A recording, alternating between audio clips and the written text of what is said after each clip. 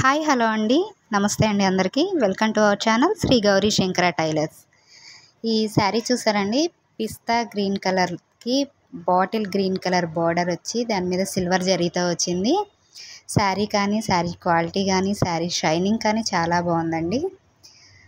Bottle green colour వచ్చేసి blouse వచ్చింది, పైన కింద కూడా బార్డర్ వచ్చింది. శారీకి షైనింగ్ వైజ్గా చూస్తే చాలా బాగుంది. ఈ శారీని మనం లెహంగాగా టర్న్అవుట్ చేయబోతున్నాం అండి.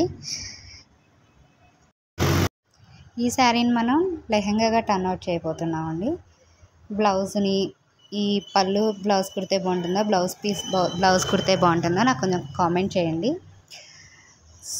శారీ లెహంగాగా టర్న్అవుట్ అయ్యాక ఇలా ఉందండి.